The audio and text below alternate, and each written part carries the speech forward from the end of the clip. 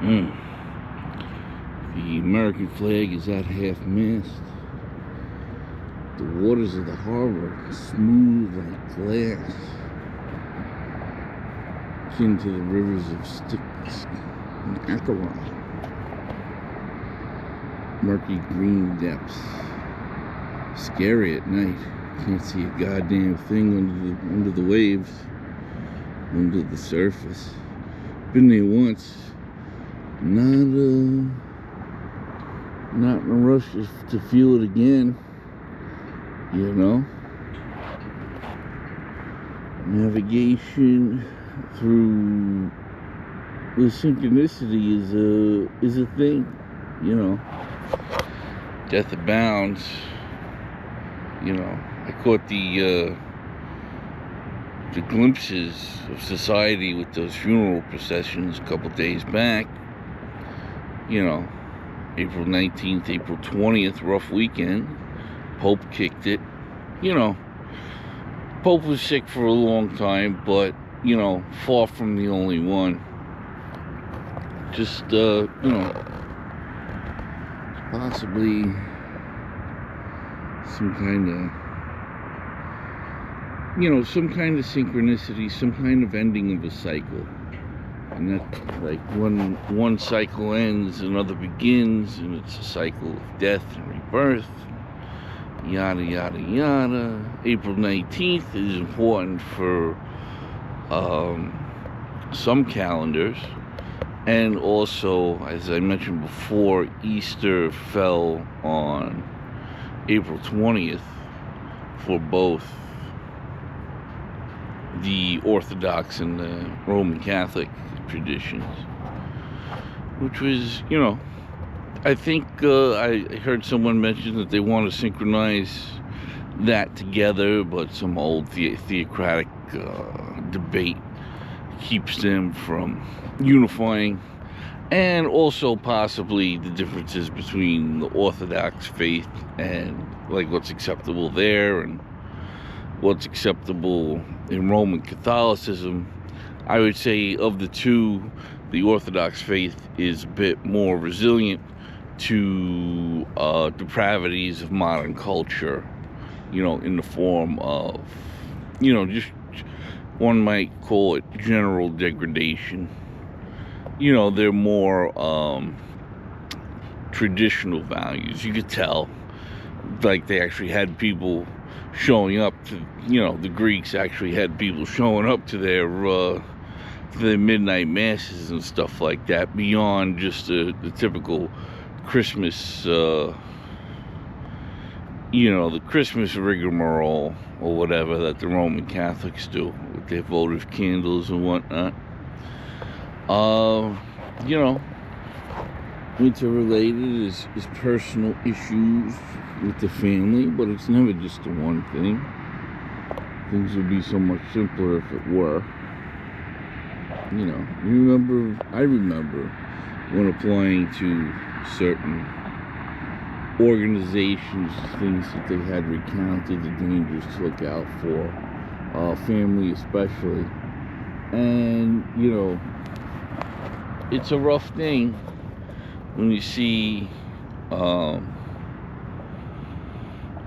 people will attack you, especially the people closest to you will use your past against you to quantify things they can't explain.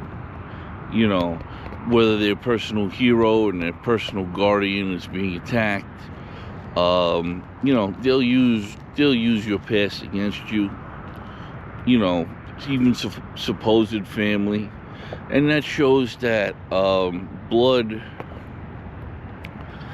doesn't mean much. If you're a student of history, you already realize this. Like, you can read a history book of any European city where familial dynasty plays a role. You'll see that it's brother against brother, and uncle against son, and mother against, you know, nieces, and when the king dies, the brothers all fight. Or even like Game of Thrones with Stannis and the other guy there, and the shadow monsters, and things get convoluted. So, you know, the fables and how it's supposed to be with the family relationships always seem to break down the higher in social status you go. Whereas, you know, if you're in the bottom caste or bottom rungs, the family bond is more important. And the higher you go, the more that's at stake monetarily, the less that family stuff comes into play. And people will reveal, you know, what they really think, you know, as if their silence wasn't enough. Like you take a shot, or you put out a warning shot or a test or whatever, and you'll see what people really think, where their values truly are, if they truly value family at all. And I think so it'd be a sobering reminder to a lot of people that you know, it's not a Disney movie when family is concerned. It really and truly isn't.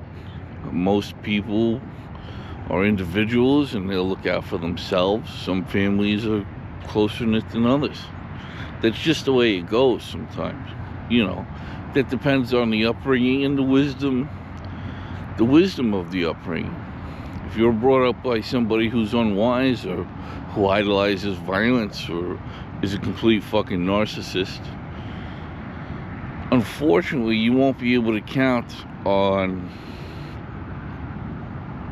siblings when you're trying to go places that they may or may not understand. It's, you know, it's never wise to assume that you know what a loved one or a family member is going through, you know, unless it's something mundane like simple drugs or addiction.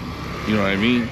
Like, if that's the case, you know, you do what you can with addiction. And some people will go to like really great lengths to try to cure the addiction of another without understanding, you know, the nature of the addiction and this and that.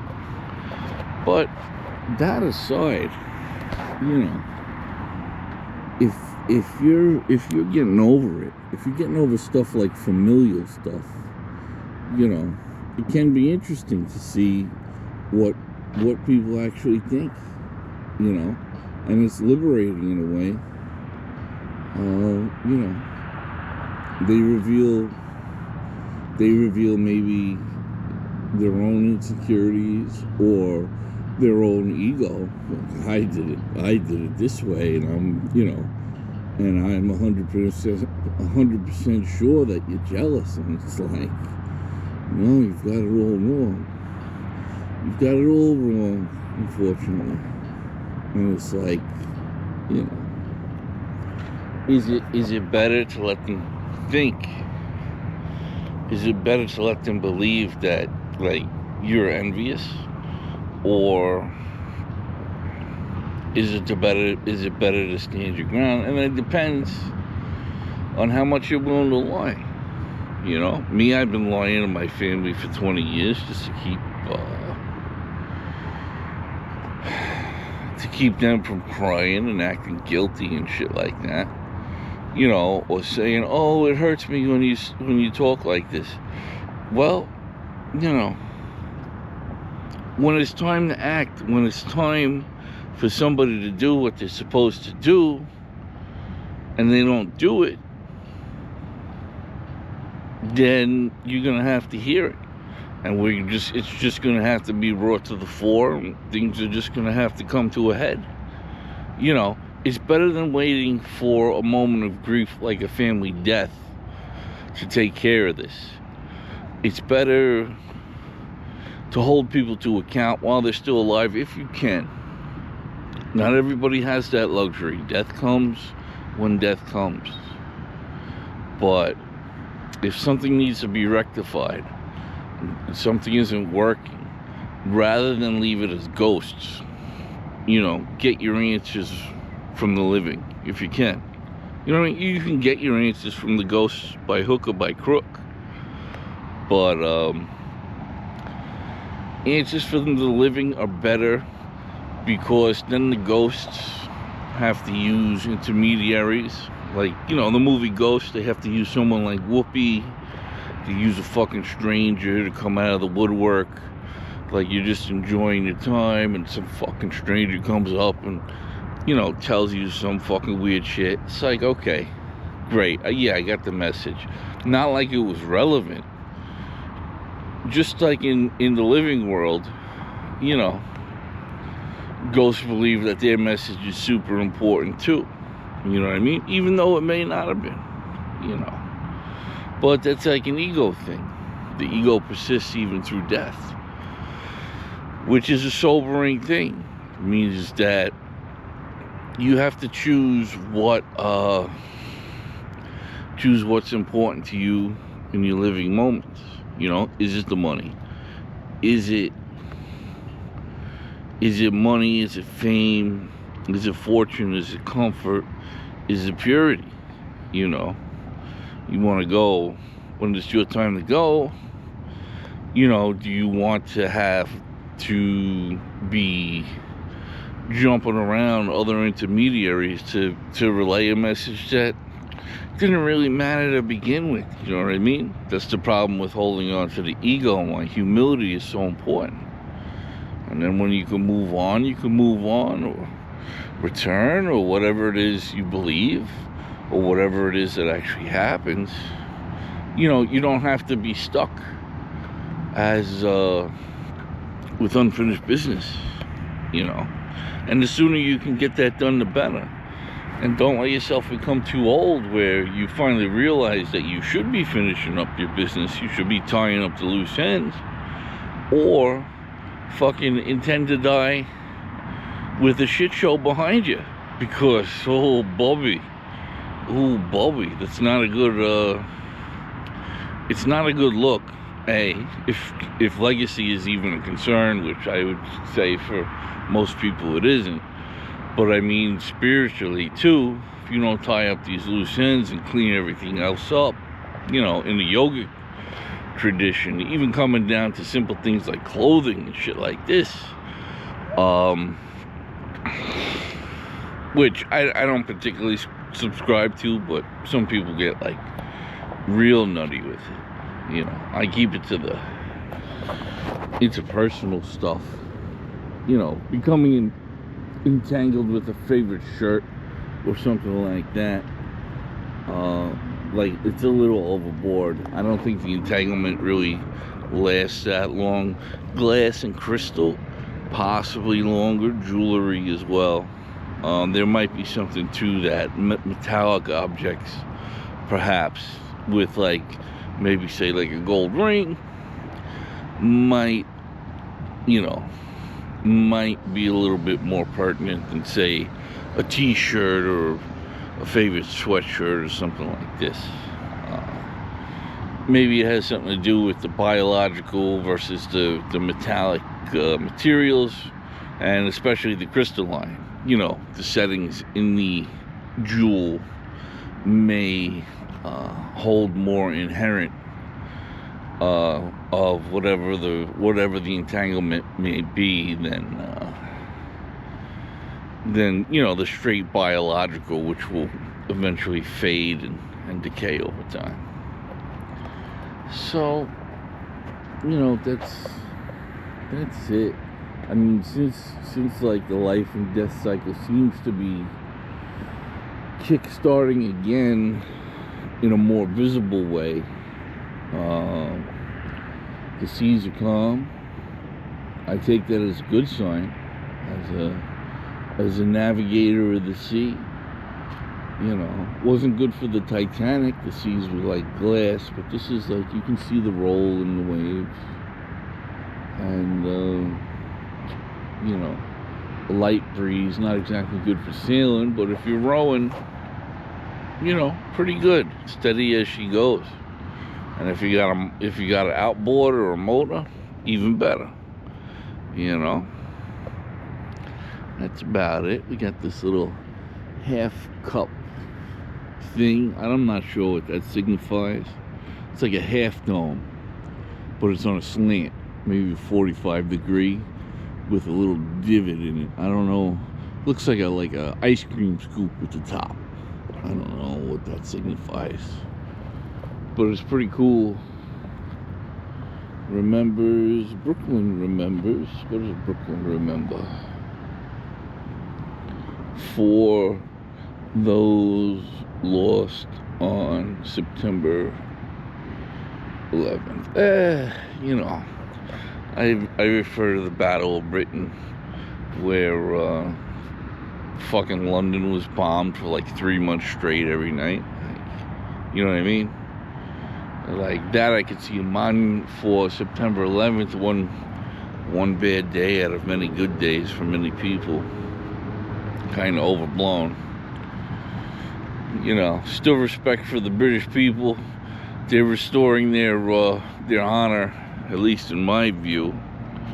You know, there's a lot to respect. You know, you watch like the John Adams show, and you know, they were the colonies, and they were keeping law and order, and it was like kindred blood, and yada yada, this and that. But I don't think any of my people were around at that time.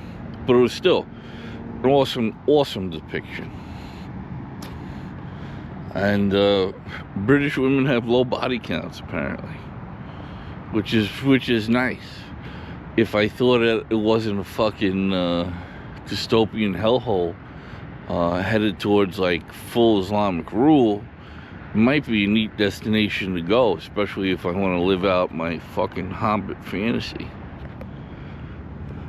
You know, of having like a humble little trade or something like this, or even, I don't know if they have Uber out there, but doing a humble little thing in a humble little town sounds nice, because I'm like trying to do a humble little thing in a not so humble fucking open air fucking prison. You know what I mean? You know what I'm saying? So all these messages are like, you know, the date's gonna show. The proof will be in the pudding. Be like messages in a bottle if they ever get to where they're supposed to go, where they're intended to go. You know, if they're ever intended to be seen by who I intend them to be seen by, you know, and the timing of such. It's all about the timing, one might imagine.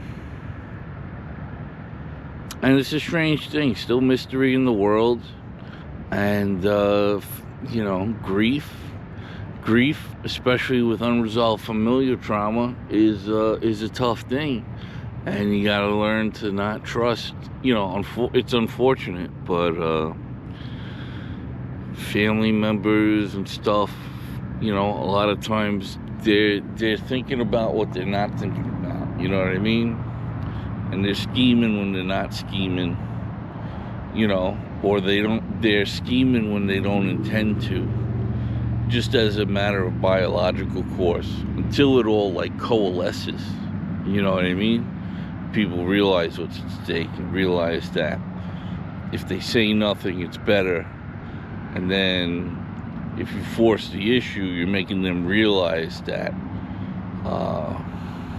like, it's better if there's like they're in a better position if there's chaos during a death than if there's, you know, if you take things,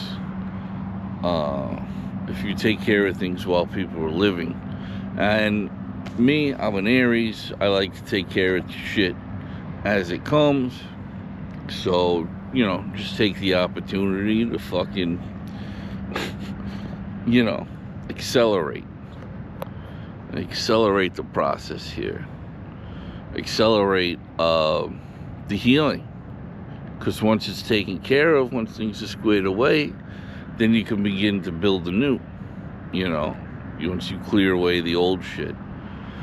And, you know, again, if somebody has a responsibility and they don't do their responsibility, they have to be held to account, you know, the sooner rather than later. It's just the way it is.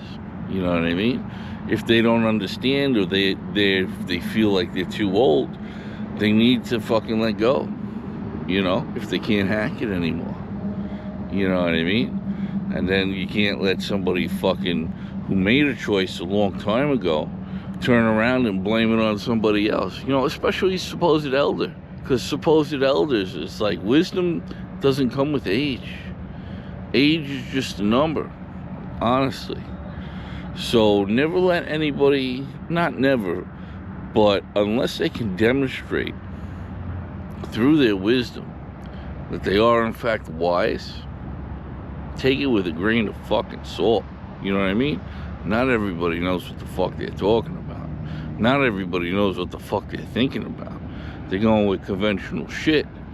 You know, they're still in the boxes that were created for them by their parents. And that's where like the processing of generational trauma goes, and it throws back to the ghosts of the past and the whole nine. So someone who's familiar with processing the generational shit might know better than, you know, your local elder, or, you know, the patriarch or the matriarch who's like, oh, she knows everything about everything. Maybe not so, you know.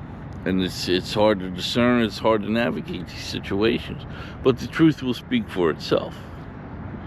You know, people may not realize it's the truth when they hear it, but many do on a subconscious level. And that's usually what shuts people the fuck up. You know, is the hardest truth sometimes after they get out whatever vitriol or whatever bullshit's going on with them. You know, after they tell you how they really feel. Which, I don't know, I like it. Plus, it's good to hear the truth about yourself, or at least the truth is some people, you know, at least what people think the truth about yourself is, you know. Not that I like to use the term yourself, but, you know, how people see you, I always find it fascinating. What people assume, you know, oh, you're this, and you're doing this because of this, and this is your motive here. And I always give them the possibility. Yes, that's a possibility. You might be correct. Even if I don't personally agree, or I personally can't see it, I will allow the possibility so that I can, you know, perhaps, at the very least, take that point of view and examine it, see if there's any validity to it, because it may be. It could very well may be, and hold it up against the lens of nature, you know, and concede points where it's due, you know, and concede points where it's convenient, you know, so as to leave people out. Sometimes it's just irreconcilable differences with a divorce or a breakup, you know, and death. A lot of times is irreconcilable. So, you know, it's important to tie up loose ends if you can with the living. And then you have other people like, don't speak ill of the dead. It's like, no. Fuck off with your dogmatic bullshit. You know what I mean? The dead will come back. The dead will use intermediaries for your entire fucking life if they have to. You know, like, if you're haunted, like, it doesn't matter where you go, whither thou go,